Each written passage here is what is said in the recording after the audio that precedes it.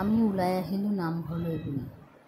কাইলৈ জেঠৰ 1 তাৰিখ, সেইকাৰণে আগদিনাখনি আহি এয়া নামঘৰ আহি পালোহি। মোৰ নিচিনাকৈ 2-এজনকৈ সকলো আহিবলৈ ধৰিছে। কাইলৈ আমি শৰাই এখন আগবঢ়াম সকলো ৰাইজ মিলি একেলগে। তাৰ কাৰণে আহিলোঁ। কিবা কিবি অলপ কৰিব লাগিব, নিজেই শৰাই দিম যেতিয়া। এয়া আমাৰ নামঘৰীয়া দেৱে মণিকোট চাফা কৰি আছে। সন্ধিয়াৰ সময়ত যিহেতু আমাৰ ইয়াত ভাগৱত পাঠ হয়, সেইকাৰণে এয়া সকলো কামত লাগি ব্যস্ত। ময়ো যিমান পাৰোঁ, যি কৰিব পাৰোঁ হাতে পাতে লাগিলোঁ। এয়া সকলো ভাল লাগে।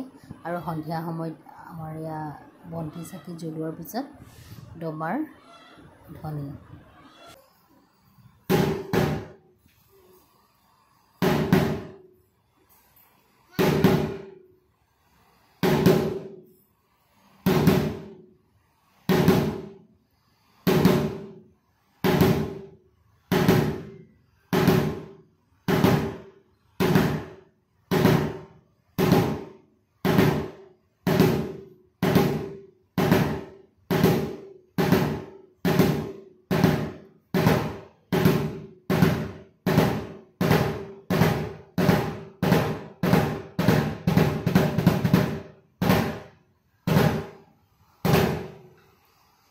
শৰাই এখন দিয়া বুলি ক'লে ঘৰতেই হওক বা নামঘৰতেই হওক বহুত কাম থাকে।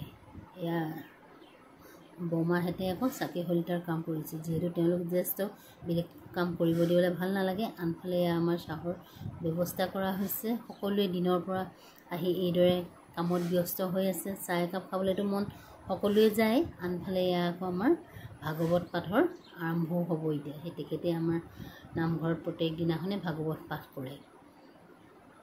অহাৰ সময়ত শেষৰ এয়া ভগৱানকে সাক্ষী কৰি তাৰ পৰা আমি আশীৰ্বাদ লৈ ওলাই আহিলোঁ।